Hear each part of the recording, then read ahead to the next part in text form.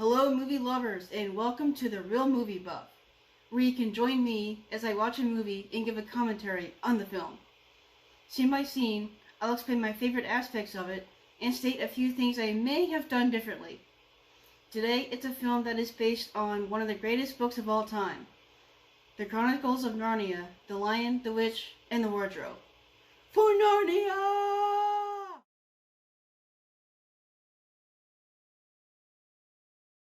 I love the idea of opening the film during a London air raid by the Nazi forces. Even though the book technically begins with the four children meeting the professor at his home, this is what leads up to that. I can't imagine what this must have been like to experience these bombings in real life. This photo of the children's father that Edmund goes back to get is actually a photo of the father of Sam Evans-Jones, who is the film's editor. During production, the film had two fake working titles, The 100-Year Winner and Parabellum.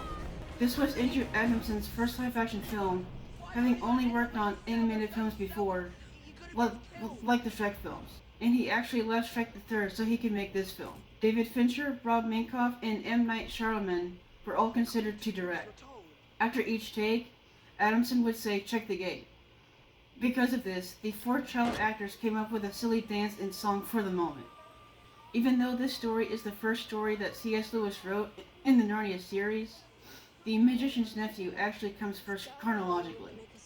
While casting the four main children, director Andrew Adamson looked at 2,500 audition tapes, met with 1,800 children, and workshopped with 400 young actors. This was the third most successful film of 2005, and for good reason. This film was and is a masterpiece. This film was also the highest-selling DVD of 2007.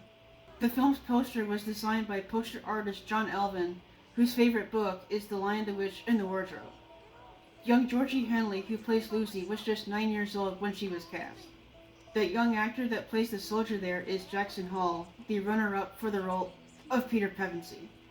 And William Moseley, who plays Peter, auditioned to play the role of Harry Potter in the Harry Potter film franchise. Those two children on the train are actually the kids of Sophie Cook, who plays Susan in the BBC Narnia series. I love how the title of The Lion, the Witch, and the Wardrobe looks like snow falling. That English countryside looks really, really gorgeous. Everything is so green. And this is Mrs. McCready, a grumpy woman who doesn't like kids, played by Elizabeth Hawthorne. And now we are at Professor Kirk's home in the countryside.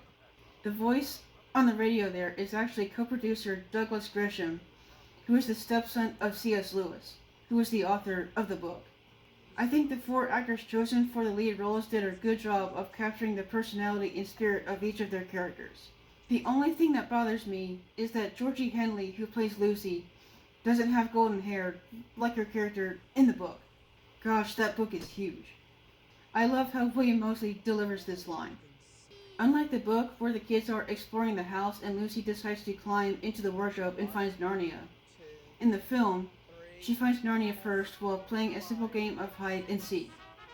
I always thought it was an interesting choice to introduce the wardrobe covered by a sheet. If you look closely, you'll notice that the images on the wardrobe are scenes from The Magician's Nephew. And this piece of music just feels like pure magic, which of course the wardrobe is also. And they even got the mothballs rolling out of the wardrobe from the book.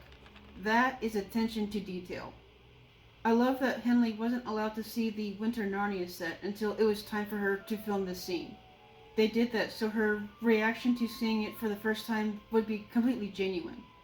I also like that she reacts like any other child would in this situation, with pure childlike wonder. And after seeing the important lamppost, Lucy meets the character of Mr. Tumnus, who is a faun, played by James McAvoy. McAvoy is actually a huge fan of the book and jumped at the chance to star in this film. This comment about Lucy being the tallest in her class is hilarious. A little known fact here is that Georgie Henley's actual mom's name is Helen. I love how C.S. Lewis described humans in Narnia as sons of Adam and daughters of Eve, since it's ironic that the last name of the director is Adamson. Even though they obviously can't use real snow, they did a good job of using enough fake snow to make it look real. And this is Mr. Tumnus' cave, which I think is a exquisite set. The level of detail that went into this was worth it. And Lucy now learns that Narnia has not gotten to celebrate Christmas in 100 years. I love the tune that they chose for this important scene from the book. It's enchanting but also mysterious and has a dark tone in places. This isn't in the book, but I love the inclusion of a roaring Aslan warning Tumnus to stop here. And now Lucy learns with horror that Tumnus invited Lucy to his home so he could hand her over to the evil White Witch, who cast a spell over Narnia so it could always be winter but never Christmas. It is revealed that if anyone ever saw a human being in Narnia, they were supposed to alert the witch so that she could kill them to stop an old prophecy from coming true. But Tumnus has a change of heart and apologizes and guides Lucy back to the lamppost so that she can go home. This joke by Skandar Keynes, who plays Edmund, is so funny.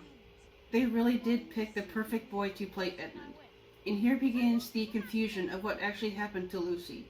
She claims to have been hiding in the wardrobe for hours, when, for her siblings, it's only been just a few moments. And again, Edmund cracks another joke just to poke fun at his little sister. Sadly though, no one believes Lucy. And now to make fun of her again, Edmund follows her into the wardrobe and realizes that she was right. When Edmund steps into Narnia, the shots of his feet are actually of Anna Popplewell, who plays Susan wearing Edmund's costume. Skandar had finished shooting for that day and had left the set, so the director needed someone to pass as Edmund, so Anna played Edmund for about 2.5 seconds. Walking into the woods, Edmund soon meets the White Witch. Kate Winslet, Michelle Pfeiffer, and Nicole Kidman all auditioned to play Jade as the White Witch, but Tilda Swinton ultimately got the part. What I like most about her being cast is that she has this beautiful look that the character needed to have, but you can tell that she has a hidden sense of evil inside her. And I thought that it was a very clever idea for the witch's crown to be made of icicles. And here, Edmund unintentionally gives away the fact that one of his siblings has already come to Narnia and met Tumnus the Faun. And the witch gives Edmund a hot drink that actually begins to put a spell on him. Even though Edmund eagerly asks for Turkish delight, actor Skandar Keynes actually threw it up on the set while he was eating it. And now the witch makes a false promise to him that if he brings his siblings to her, that she will make him king of Narnia.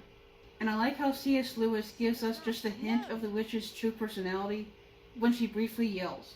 After Lucy sees Edmund, she gets excited and returns home to tell Peter and Susan about Narnia, only for Edmund to jeer at her once again, which upsets Lucy, who runs into the professor. When Peter and Susan talk with the professor, who is played by Jim Broadbent, they are shocked to learn that he actually sides with Lucy and believes her story about Narnia. And now the professor, with great wisdom, tells them that, since Lucy is usually more truthful than Edmund, that they should logically believe her, even if it doesn't make any sense. Later that day, Edmund can't help himself by poking fun at Lucy again. But now, when the kids are making a racket, Mrs. McCready is hot on their trail to scold them, so they run to hide. As if by fate, they find themselves in the wardrobe room, and with nowhere else to hide, they all climb in. When Peter and Susan finally enter Narnia, Peter realizes that Lucy was right after all, and apologizes to her. This snowball fight between the kids is a result of the actors having a snowball fight with the director in between takes. And this revelation obviously puts Edmund in a bad light with his siblings, since he was the one who lied about Narnia. And Peter giving Edmund a girl's coat to wear is such a turd thing to do, no matter how poorly Edmund was behaving. Arriving at Tumnus's cave, the children discover that the witch has destroyed his home and taken him back to her castle for not handing Lucy over to her. And Lucy's siblings realize that she is the human that Tumnus was with. And now the children meet the character of Mr. Beaver, brilliantly voiced by Ray Winstone. And this was Ray Winstone's first time in a voice acting role. I love his first line. And Mr. Beaver returns Lucy's handkerchief that she gave to Mr. Tumnus as a sign to trust him. I love the funny dialogue between the beavers here. And here, Edmund is looking for the witch's home between the two hills, and Mr. Beaver notices this, and knows that something is wrong with him. And this is my favorite line in the film. Aslan is on the move. But of course the kids don't know who Aslan is, so the beavers have to explain everything that has been going on in Narnia in that there is an old prophecy that says that when 2 sons of Adam and 2 daughters of Eve sit on 4 thrones at a far-off castle called Cair, the witch's reign will finally be over. And the kids realize that the Narnians believe that they are the 4 prophesied humans. But before they can decide what to do, they realize that Edmund has snuck out to join the witch. And Mr. Beaver puts the dots together and realizes that Edmund has already met the witch and currently sides with her and is on his way to see her again. But he is in danger because the witch wants to use Edmund to kill all 4 of them. I thought it was a interesting but sensible choice for the witch's castle to be made of solid ice. Even though the siblings want to rescue Edmund, Mr. Beaver explains that the witch is using him as bait to kill all of them at once, and their only hope is to find Aslan. Pay attention to the statue that Edmund draws on, for he comes back later in the film. And now Edmund meets Fenris Wolf, captain of the witch's secret police, who informs the queen that Edmund has come back. I like how Edmund tries out the witch's throne, with him being eager to have one of his own. The witch now loses her temper when she learns that Edmund has come alone and didn't bring his siblings with him, and sends her wolf pack to kill Peter, Susan, and Lucy. And the children finally see firsthand what happens to those who defy the witch. She turns them to stone with her magic wand. Peter realizes that, whether he wants to or not, that he must lead Aslan's army against the witch. This scene of Edmund meeting Tumnus is not in the book. I think it's a worthy addition to the story. And when Edmund sees that Tumnus has been turned to stone, he accepts to himself that he was wrong, and the witch is truly evil. On the way to meet Aslan, the beavers think that they are being chased by the witch, so they all hide. But they discover that it is actually Father Christmas, aka Santa Claus, wonderfully played by James Cosmo. He has finally been able to come back into Narnia after 100 years, since Aslan has come back and is weakening the witch's power. And now he gives each of the kids a different Christmas gift. Lucy is given a dagger and a magical vial to heal any injury. Susan receives a bow and arrow and a magic horn that can summon help whenever it is used. And Peter is given a sword and shield, since he is to lead the Narnians into battle. And this melting river scene is another example of a scene that's not in the book, but I think it's a cool addition to the story. Just when they are about to make it across, they are intercepted by the wolves, and Peter finds a clever way to protect his sisters and escape the wolves. And now the kids get to leave their winter coats behind since spring has come into Narnia. This Narnia film and its sequel were both largely shot in New Zealand, just like the Lord of the Rings trilogy. Ironically, authors C.S. Lewis and J.R.R. Tolkien were close friends in real life. And speaking of scenes not in the book, this is another that lets the witch know where Edmund's siblings are headed, which is to meet Aslan's army at the stone table. And now the kids finally reach Aslan's camp. Up until now, there has been so much build-up to meeting Aslan, and this scene did not disappoint. For 2005, the CGI used to bring Aslan to life is so good and underappreciated. For this film has better CGI than a lot of films made today. Mostly because I think the animators were given the proper time to make the effects look convincing.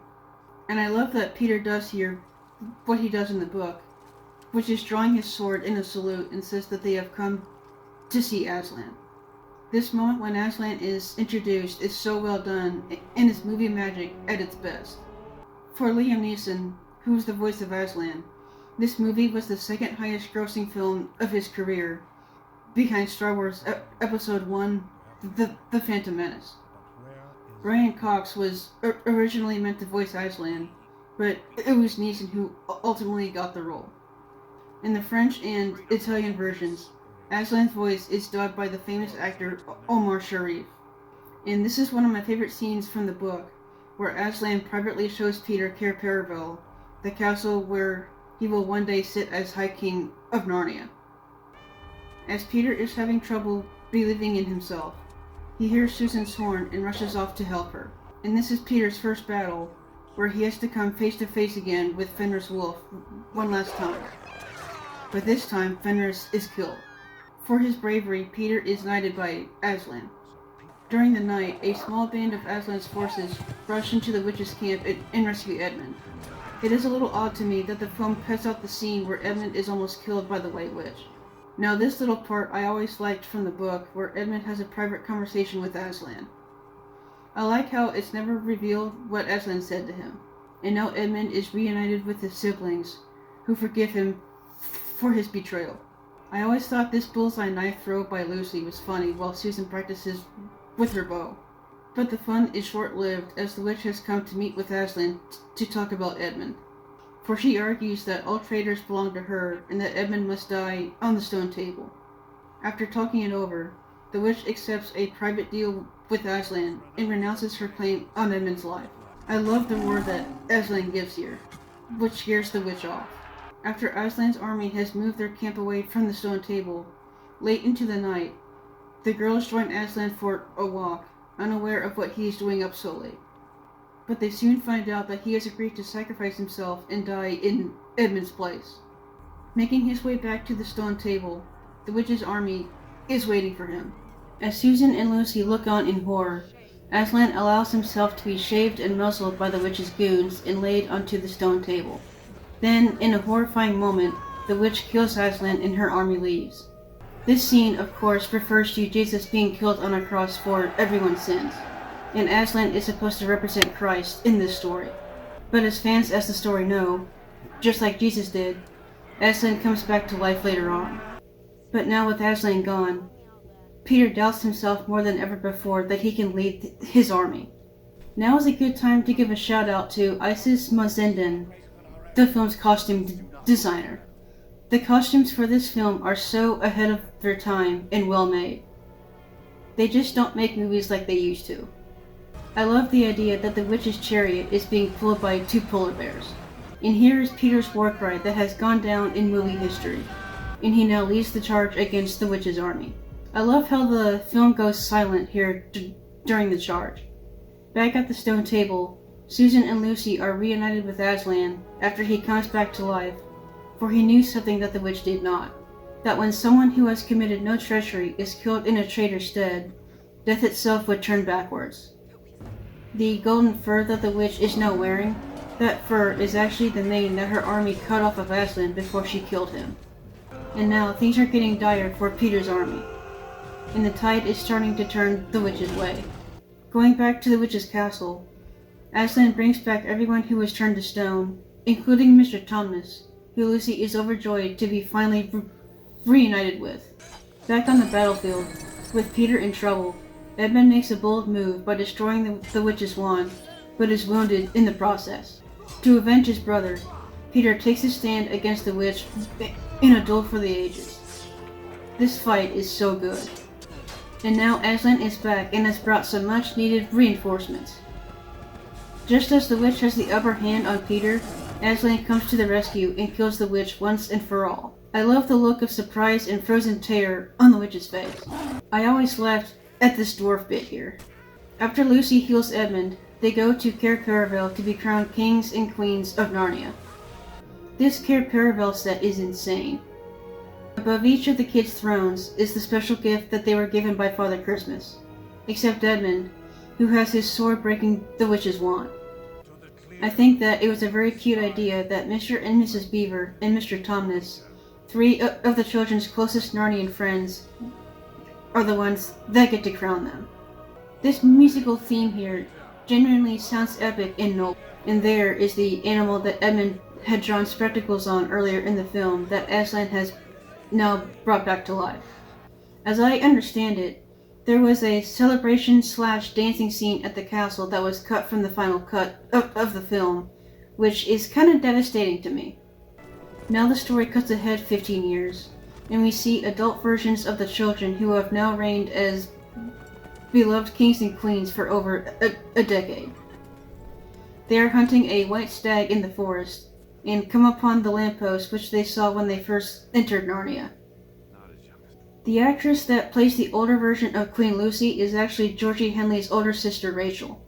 Accidentally finding their way back to the wardrobe, the 4 of them travel back to their own world and realize that they have become kids again, and that no time has gone since they all had entered the wardrobe. Even though the film cuts out the book's true ending, which is one of my favorite parts of the book, where the professor tells the kids that they may meet others that have also been to Narnia. I do like this ending, where the professor tosses over the cricket ball that Edmund has smashed the window with. Thank you for watching the Chronicles of Narnia, The Lion, the Witch, and the Wardrobe with me, The Real Movie Buff. I hope it was a magical experience. If you enjoyed this video, please like and subscribe, and I hope to see you again next time.